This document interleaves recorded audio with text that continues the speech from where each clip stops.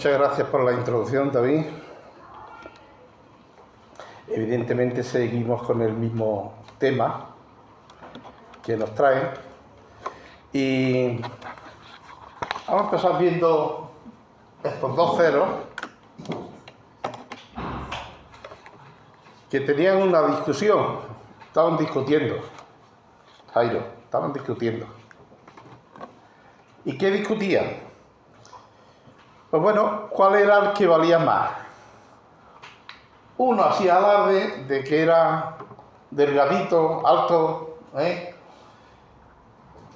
pero es que el otro hacía alarde de que era más bajito, gordete, pero que era más importante que el más alto y más.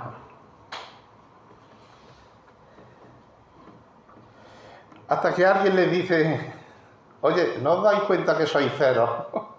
Que valéis lo mismo. Nada, no valéis nada, porque sois ceros, ¿no? Bueno, algunas veces pensamos que lo que hacemos nosotros es más importante que lo que hacen otros. Que por el hecho de que yo soy anciano de la iglesia, soy más importante que la persona que friega el local, ¿no? Ante el servicio al Señor somos ceros, iguales, nada. La palabra de Dios nos dice que somos vasijas de barro. Y la única importancia que tiene una vasija de barro es que Dios se ha fijado en nosotros y se ha dignado a vivir dentro de nosotros. Ese es el valor que tenemos. Aparte de eso, somos cero.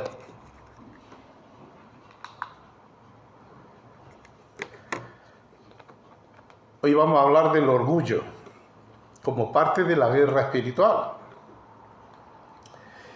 Y nos dice en Romanos 12:3, ninguno se crea mejor de lo que realmente es.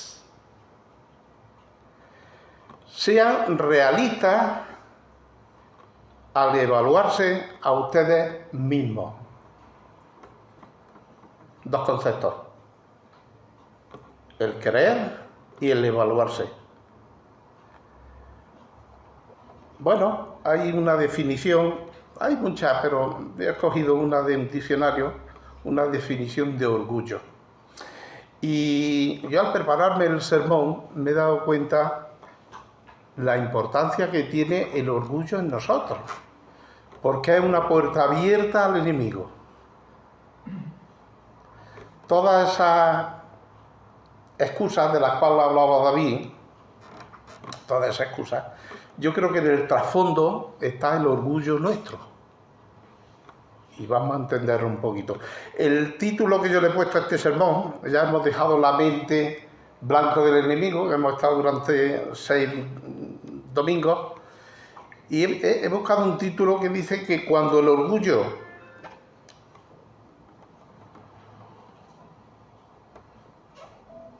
nos aleja, la humildad nos acerca. Porque el orgullo nos aleja de Dios, la humildad nos acerca a Dios. Si este concepto se queda claro esta mañana en todos vosotros, que el orgullo nos aleja de Dios y la humildad nos acerca, me doy por satisfecho las horas que he tardado en preparar el sermón, ¿no? Así que ese es nuestro tema, el orgullo, y contra el orgullo cultivar la humildad. Decía que encontré una definición de orgullo. Dice que es un sentimiento. Y la palabra de Dios dice que el que crea, ese sentir, dice, es un sentimiento de satisfacción y valoración. Y aparece aquí.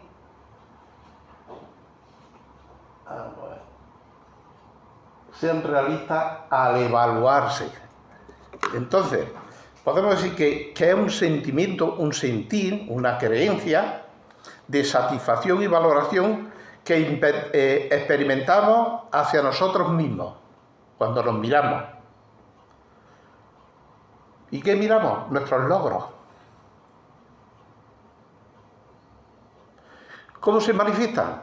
Pues en arrogancia, en vanidad, soberbia, negando que nos equivocamos alguna vez. Estoy describiendo a un orgulloso. Un orgulloso es una persona arrogante, vanidosa, soberbia, que nunca admitirá que se equivoca. Siempre llevará la razón. Bueno, el orgullo nos aleja. Voy a poner el título. ¿Habéis visto bien al...? Hay una mano tendida, pero en la otra tiene el orgullo. Tiene que soltar el orgullo para salvarse. Y dice el texto, a veces es difícil soltarlo, pero es necesario.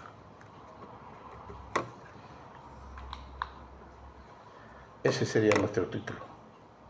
Cuando el orgullo nos aleja y la humildad nos acerca.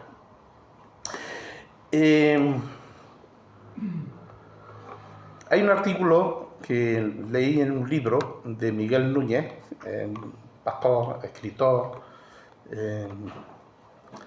y un buen predicador. Me gustaba la radiografía que hacía del orgullo, ya del orgullo, no de nosotros, sino del orgullo hablando. Dice, no sé si tengo aquí puesto algo. Sí. Mi nombre es orgullo. Soy un engañador. Te engaño acerca de tu destino dado por Dios. Porque tú exiges tu propio camino. Cuando tenemos orgullo, elegimos nuestro propio camino. Y el orgullo dice, te engaño, te he engañado.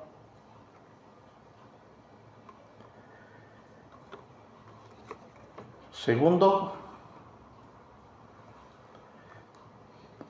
te robo el contentamiento.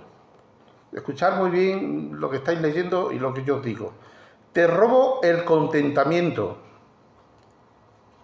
porque te convenzo de que te mereces algo mejor que lo que tienes. Nos roba el contentamiento, el orgullo. Lo voy leyendo textualmente. Tercero, te engaño con relación al conocimiento. Y esto se ve mucho. Porque tú lo conoces todo. Eso es lo que te hace sentir el orgullo. Hay personas que les dicen algo, eso yo ya lo sé.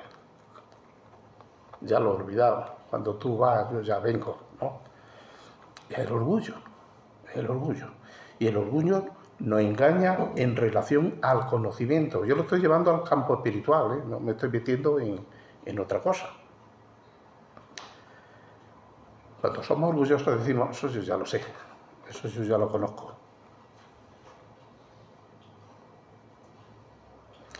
Te engaño acerca de tu santidad, porque no admites equivocarte.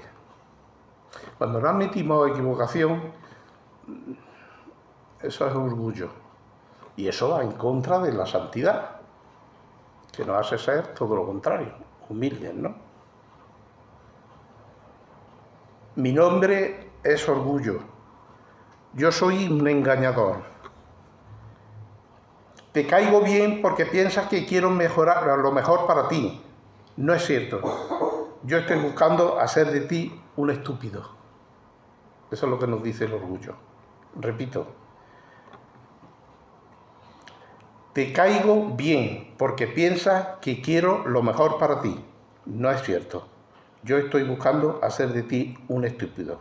Dios tiene tanto para ti y el orgullo dice, yo lo admito. Pero no te preocupes. Si permaneces conmigo, tú nunca lo sabrás, lo que Dios tiene preparado. Qué peligro tiene el orgullo, ¿eh? Yo la verdad que hasta que no me he puesto no he visto el peligro, ¿no?, tan grande. Entonces, si el orgullo es una puerta abierta, como hemos dicho, al enemigo, estamos en nuestra guerra espiritual, ¿cómo vamos a preparar o vamos a prepararnos para la batalla en el sentido del orgullo? Estamos hablando mucho sobre las armas que tiene el enemigo y las armas defensivas que nosotros tenemos, ¿no? Pues aquí tenemos una. El enemigo usa nuestro orgullo. Nunca me canso de repetirlo. Tenemos 3 enemigos, según la palabra de Dios. Lo sabemos ya de memoria, ¿no? Satanás, el mundo y nosotros mismos, la carne. Pero es que Satanás es muy astuto y utiliza tanto al mundo como a nosotros mismos para hacernos caer. Y aquí tenemos una de sus armas, nosotros mismos, el orgullo. A él le gusta que nos sintamos orgullosos porque esto nos aleja de Dios. No quiere que seamos humildes, que nos acerca a Dios. ¿Qué le dijo Jesús a sus discípulos? Yo no he venido para que me sirváis, estoy aquí para servir. Es el ejemplo más precioso que el Señor nos dio. Él era humilde. Ser como yo, que soy humilde, ¿no?, y manso. Entonces, nuestra primera arma para defendernos del enemigo, de Satanás, que utiliza ese orgullo, que es nuestra carne, ni más ni menos, y está dentro de nosotros. Hay 2 conceptos, ¿no?, en este sentido. El orgulloso no ve el peligro espiritual de vivir en este mundo caído. Ya siempre que hablamos del mundo y vemos lo mal que está el mundo, es que es un mundo caído. No nos extrañe nada de lo que vemos en el mundo. Si ya Dios nos lo dijo. Este mundo irá de mal en peor, y conforme se vaya acercando el fin del mundo, será peor todavía. No hemos visto ni la mitad de lo que tiene que pasar, ¿no? Bueno, pues el orgulloso no ve ese peligro espiritual de vivir en este mundo caído, pero tampoco ve el pecado del mundo interior. Ya se encarga el orgullo que no veamos ninguna de esas 2. Luego le vamos a dar la vuelta y el humilde sí es consciente de los peligros que tiene este mundo y también su interior, su propio pecado, su mundo interior.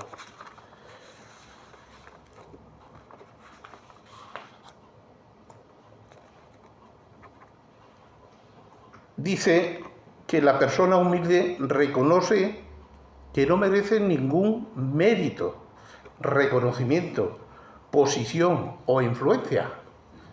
Las palabras de Jesús. Yo no he venido para que me sirvan. Ninguno de nosotros estamos aquí para que otro lo sirva, ¿eh?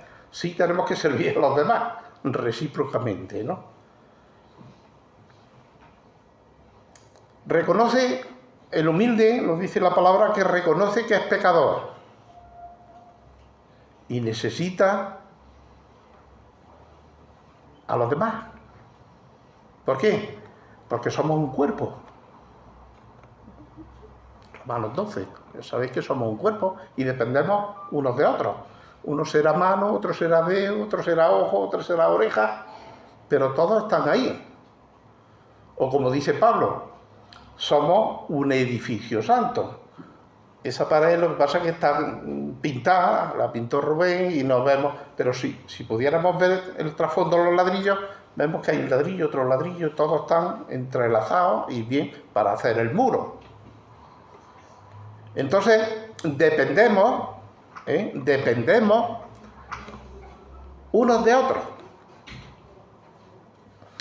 Somos un riesgo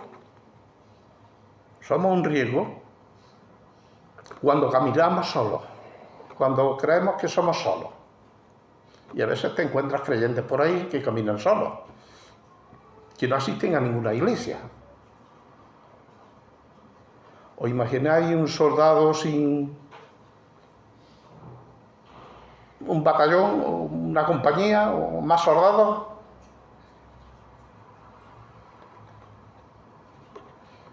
¿Os imagináis un jugador sin un equipo, solo, que salga al campo de fútbol solo, sin un equipo? Espiritualmente exactamente lo mismo. Necesitamos unos de otros. O sea, creyentes solos, yo me encuentro a creyentes que no asisten a ninguna iglesia y le pregunto, oye, ¿cómo va? Ah, muy bien, muy bien, muy bien. Y con el Señor, estupendo, sin problema. ¿Solo? Sí, solo. No necesito a nadie. Mosquéate. Porque era un riesgo estando solo. Era un riesgo y una presa fácil para el enemigo, sobre todo para el orgullo. Porque si ya ahondas y le preguntas, oye, ¿tú por qué no estás en una iglesia? Bueno, me llevo bien con los hermanos. Ya te saca todas sus penas y sus excusas. Orgullo. Orgullo. Vale.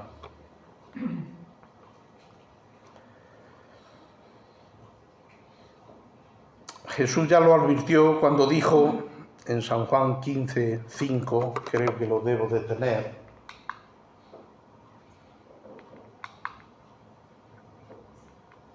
A ver, no lo tengo. No lo tengo. En San Juan 5, 15, 5, cuando dijo, separados de mí, ¿recordáis el versículo? Separados de mí, nada podría hacer. O sea, un sarmiento solo, ¿qué pinta? Imposible. Sin la savia de la vid, de la planta, de la parra. Pues nosotros somos iguales. El Señor utilizaba ejemplos de la vida cotidiana y de la naturaleza para enseñarnos, ¿no? Entonces nosotros tenemos que depender de Él, y en el momento que dependamos de Él, dependemos uno de los otros.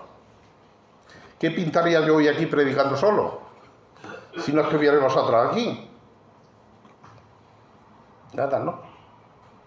Otras veces compartís vosotros, habláis vosotros. Entonces, el orgullo te va a decir, camina solo, no necesitas a nadie. Seguro que te va a alejar, ¿no? Como dice nuestro título. El orgullo nos aleja. Sería un riesgo, ¿no? Bueno, el último día que prediqué hablaba del peligro de cómo Satanás entra en nuestra mente y cómo Satanás ataca sobre todo a los líderes de la iglesia. Hablábamos en estos términos, ¿no? Y decíamos que había un gran listado de líderes que en algún momento fueron de gran influencia en iglesias, pequeñas o grandes. Los más grandes son más nombrados. Bueno, igual tenían ministerios de gran tamaño, eran buenos oradores, no como yo, hacían buenas predicaciones, no como la mía, pero en algún momento se desviaron y cayeron. Llegaron un momento que se desviaron. El orgullo.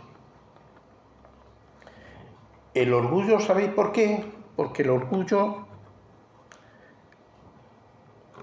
nos pone ciegos hacia nosotros mismos. O sea, el orgullo no te deja ver lo que tú eres en realidad. Un orgulloso no se ve a sí mismo. Hasta que alguien no le apunta con el dedo y le dice, oye, tienen un problema. Tienen un problema con el orgullo. ¿Por qué? Porque somos incapaces de detectar que somos orgullosos hasta que alguien nos dice, oye, hártelo mirar. Claro, no podemos olvidar que somos carne y hueso, sujetos a pasiones, como decía Santiago, sujetos a pasiones múltiples y a debilidades. Por consiguiente, necesitamos continuamente depender de la gracia de Dios. Separado de mí, nada podéis hacer. Y decíamos que contra más eficaz es un líder, el diablo va en busca de él y le hace caer, le hace caer. Tiene mayor tendencia ese líder a confiar en sí mismo. Y luego veremos algunos ejemplos, ¿no? O sea, cuanto más suba dentro del escalafón, por así decirlo, dentro de la iglesia, en responsabilidades, más tendencia tendrá a pensar que son capacidades tuyas, que eres el más guapo de la clase, el que más sabe y el que mejor lo hace, ¿no? El orgullo. Bueno, pues el batacazo será más grande. ¿Por qué? Porque te pones en la diana del diablo, ¿no? Cuando te sientes autosuficiente, pierdes la batalla espiritual, dice la palabra de Dios.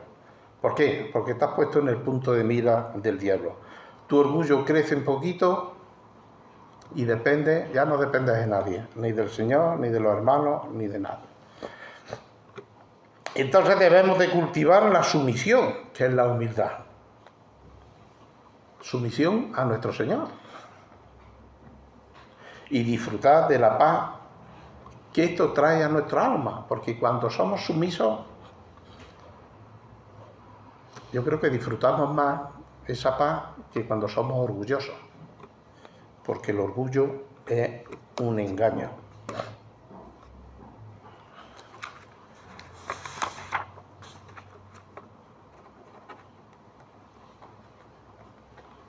Hay unos textos,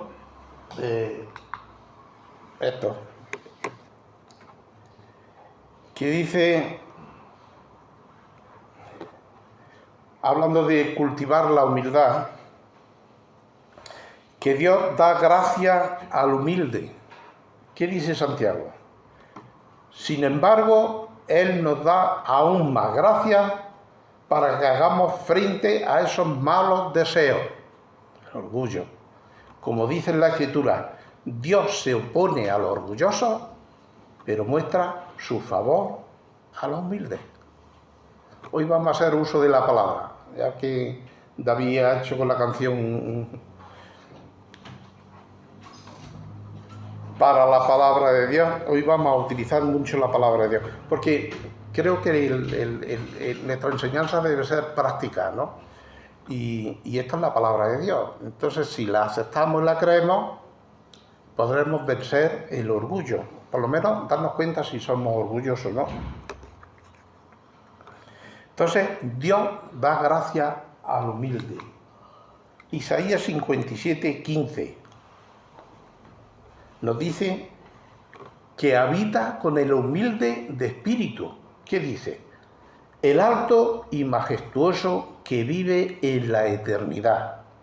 El santo dice, yo vivo en el lugar alto y santo con los de espíritu arrepentido, y humilde. Reavivo el valor de los que tienen el corazón arrepentido. Qué bonito, ¿no? El texto que nos dice que Él habita con los humildes de espíritu. Salmo 25:12. Casi podemos decir que es orgullo versus humildad. Orgullo contra la humildad, ¿no? Y queremos documentar el tema lo máximo posible. Salmo 25:12 nos dice que el Señor enseña a los humildes. ¿Qué dice? ¿Quiénes son los que temen al Señor? Él les mostrará el sendero de lo que deben elegir. Entonces, si tú tienes una actitud de humildad, tienes la promesa de que Dios te va a mostrar, te va a enseñar el sendero que debes de elegir. El orgulloso dirá, no, yo ya sé mi camino, yo ya sé lo que tengo que hacer y por dónde debo de andar, ¿no? ¿Qué hace Dios más con los humildes? Salmo 66:2. Mira de manera especial a los humildes, el Señor. Canten de la alegría de su nombre. Cuéntenle al mundo lo glorioso que es Él. nos trata de manera muy especial y nos anima a cantar y a contar al mundo lo glorioso que es Él. ¿Qué hace más Dios con la humildad? Bueno, atiende a la humildad, nos dice Salmo 138, 6. Dice, aunque el Señor es grande, se ocupa de lo humilde, pero se mantiene distante de los orgullosos. Me he quedado aquí porque hay infinidad de versículos que nos hablan en contra del orgullo y a favor de la humildad.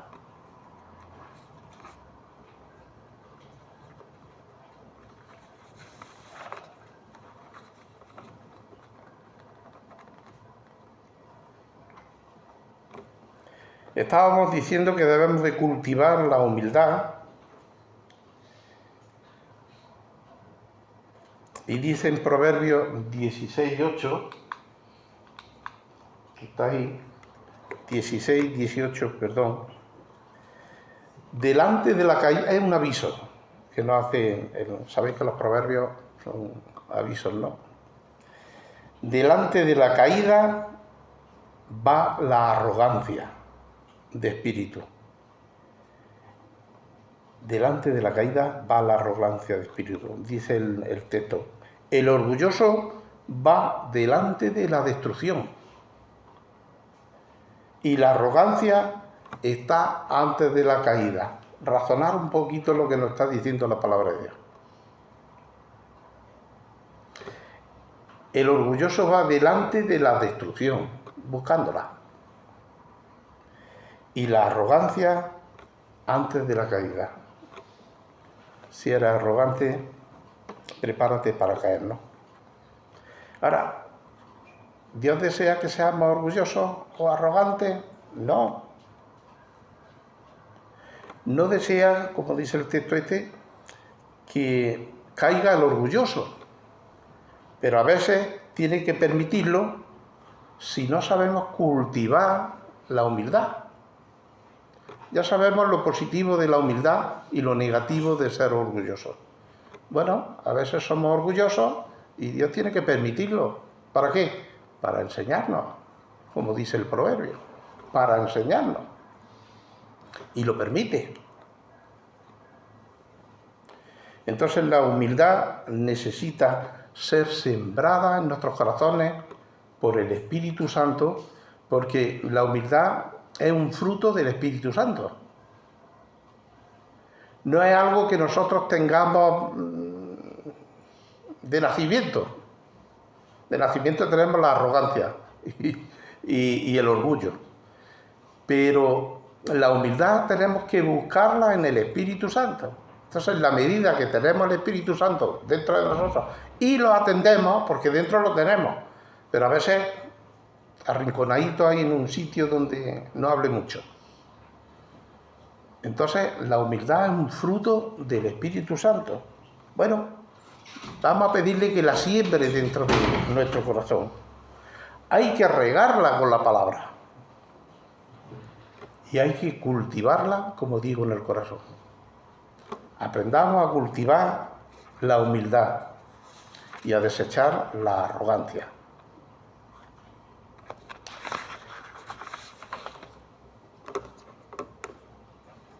El último texto que hemos leído es el de Proverbios, ¿verdad?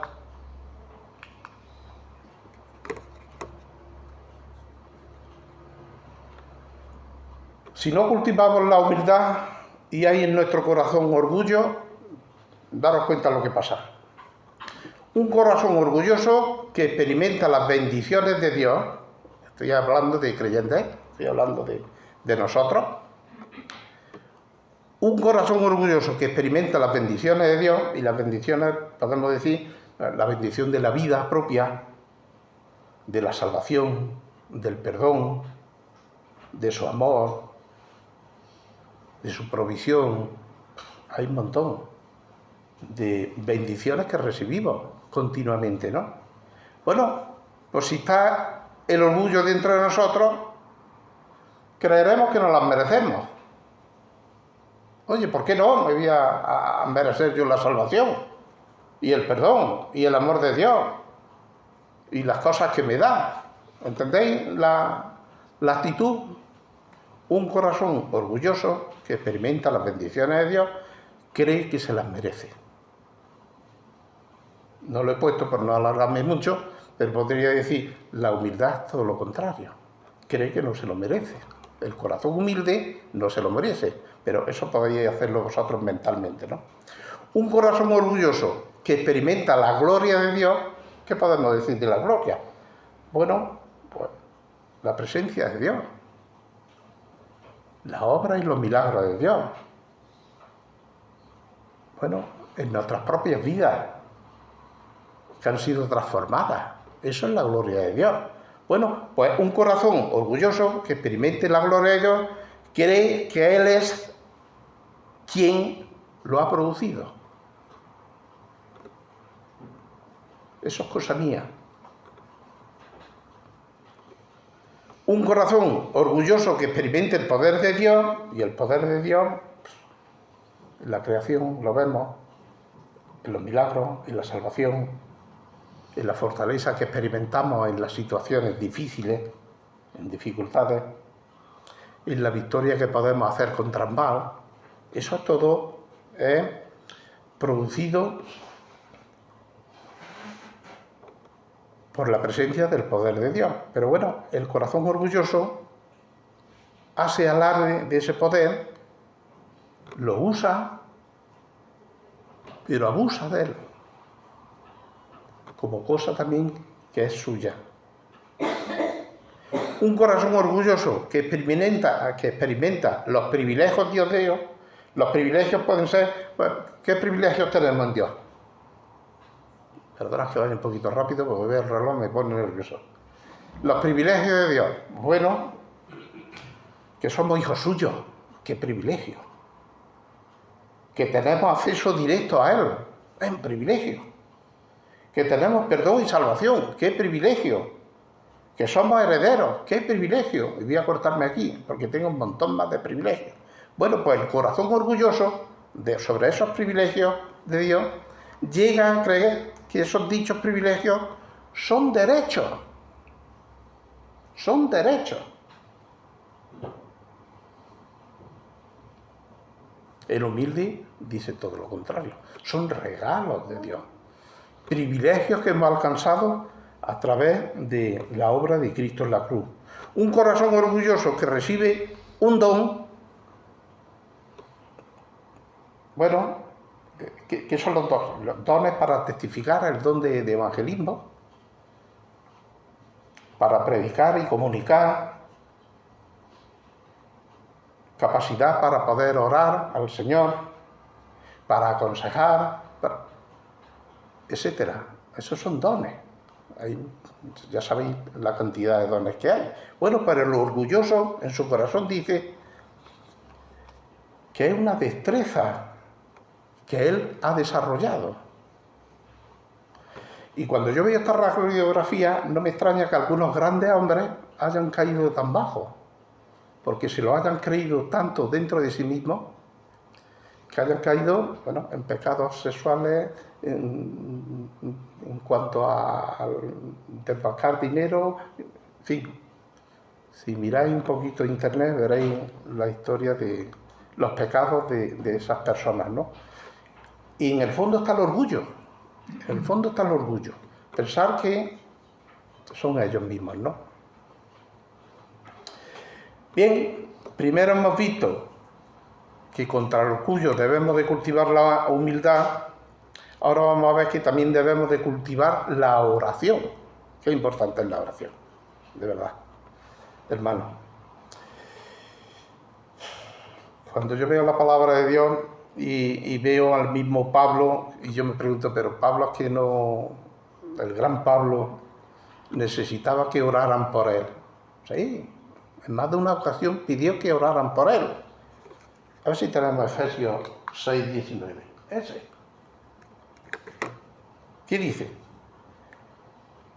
Y oren también por mí. Pídanle a Dios que me dé las palabras adecuadas para poder explicar con valor su misterioso plan, el Evangelio. que la buena noticia es para judíos, gentiles por igual. Os recuerdo que llevamos ya bastante tiempo, yo diría años, en Filipenses 1:27. Y sabéis que estamos en la última parte del versículo que dice, combatiendo, ya lo sabéis de memoria, ¿no? Combatiendo unánime por la fe del Evangelio. Pablo sabía en qué combate estaba. Oren por mí. Porque el enemigo no quiere que el Evangelio salga a la luz. Pablo, es que él no podía orar por sí mismo, ya verás. Pero aquí está la dependencia que tenemos que tener unos de otros. Así que somos exhortados, por así decirlo, a orar unos por los otros. Por todos los creyentes. Tenemos la costumbre, en nuestro culto de oración del viernes, acordarnos de muchos hermanos nuestros que están sufriendo precisamente por la fe del Evangelio. Entonces, qué importante es la oración, ¿no? Qué importante es la oración para cultivar la humildad. La oración es vital para hacer frente a la batalla contra nuestro enemigo. Fundamental. No podemos luchar, como dice Efesios 6, no vamos a verlo, no podemos luchar contra una legión de seres espirituales, dice el texto, ¿lo recordáis? De maldad en las regiones celestes, sin hacer uso continuo de la oración. No podemos. Y eso Pablo lo sabía muy bien. Oye, orad por mí, porque me estoy enfrentando al maligno por predicar el Evangelio. El misterio de Dios. ¿Y cuál era el misterio de Dios? Oye, que hay salvación para los judíos y para los gentiles. Esa es la verdad del Evangelio. Intentar librar la batalla espiritual sin el poder de la oración es como exponernos en agosto a las 3 de la tarde al rayo del sol sin protegernos. ¿Cómo terminaremos? Achicharrados. Pues enfrentarnos al enemigo sin la oración vas a terminar achicharrado. ¿Qué dice Mateo 26:41? Velen y oren para que no cedan ante la tentación, porque el espíritu está dispuesto, pero el cuerpo es débil. ¿Pero qué es la recomendación? Velen y oren. Voy terminando. Cuando Jesús dijo eso, esa noche misma, que Jesús oraba con sus discípulos, los discípulos se quedaron como durmiendo. Y un poquito tiempo después cayeron en tentación. Jesús le estaba diciendo, pero no he dicho que oréis y veléis para que no entréis en tentación. Si os habéis quedado dormidos, pues vais a entrar en tentación. ¿Y cuál fue la tentación? Bueno, se dispersaron todos, salieron corriendo, huyeron, fueron dispersos. Y peor parte para Pedro, que negó a Jesús un ratillo después 3 veces, antes de que el gallo cantara, ¿no? Bueno, no es casualidad que Jesús le enseñara cuando le dijeron, enséñanos a orar, que terminara ese modelo de oración diciendo, líbranos del mal. Lo último que dice el Padre Nuestro, líbranos del mal. ¿Qué importancia le da Jesús y qué poca importancia le damos nosotros? ¿Por qué? Porque es un enemigo que no vemos. Y le tememos más al vecino del primero que a Satanás, ¿no?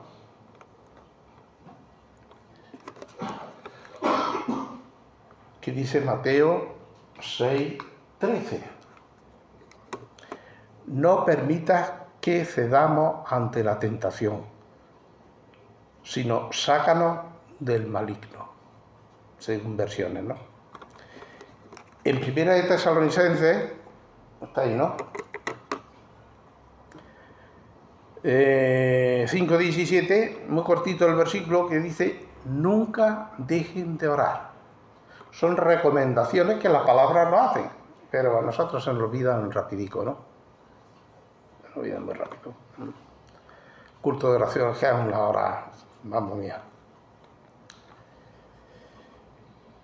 Y en Efesios 6:18, ¿qué dice? Oren en el Espíritu. Un día nos vamos a dedicar solo a esa parte, ¿no? Porque la oración ejerce su mejor influencia cuando dependemos del Espíritu Santo.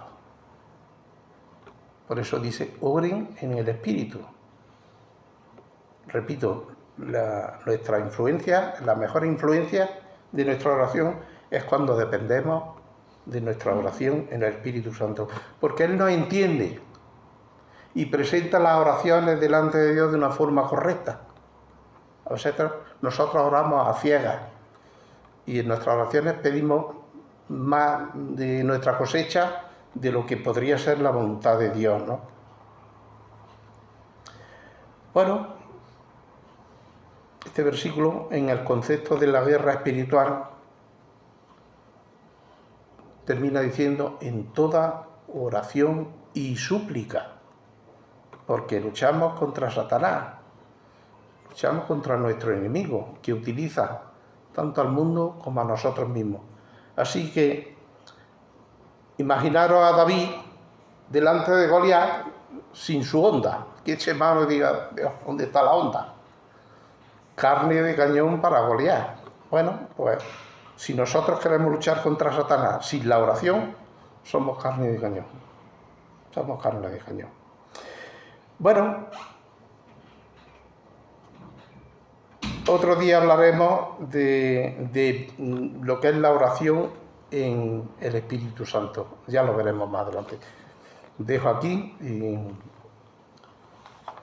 y seguimos el próximo día. Amén.